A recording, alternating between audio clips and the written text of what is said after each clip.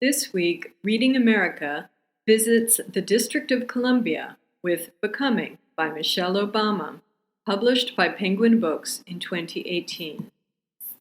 Founded in 1790, the District of Columbia was established by the U.S. Constitution as the nation's capital. D.C. is not a state, but a federal district, and its residents are not represented by voting members of Congress, resulting in its unofficial motto, taxation without representation. The district ended slavery in 1862, 9 months before President Abraham Lincoln signed the Emancipation Proclamation.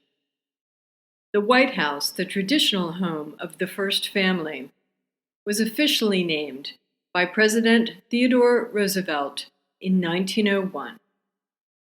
It was built with immigrant and slave labor, and not fully complete when British troops set it on fire during the War of 1812. It was rebuilt in 1817. The city's famous cherry trees were a gift from the mayor of Tokyo in 1912. Except for George Washington, an early fan of cherry trees, whose term ended before the seat of government was moved to D.C., all of America's presidents and their families have lived in the White House.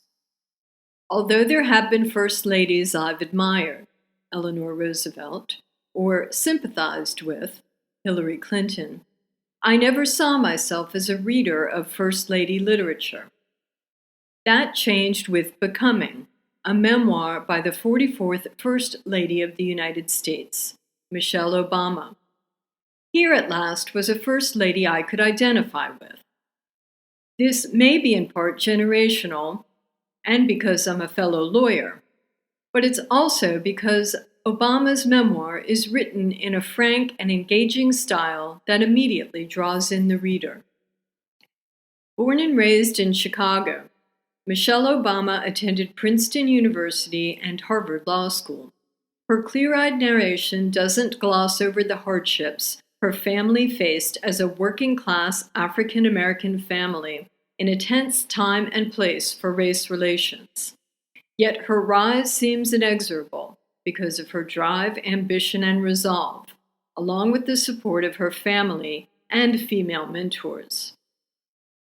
Her story is gripping even as it recounts a trajectory most readers will be familiar with: how she met and married Barack Obama, maintaining her career and raising 2 daughters, while supporting her husband's rapid political rise and presidential campaign, in which she played a decisive part. She writes about her decision to put aside her own ambitions to support his historic election and 2 terms as America's first Black president, but we never get the sense that she is diminished by this role. She does observe that along the way, she had to fight a little bit harder to hang on to my own priorities.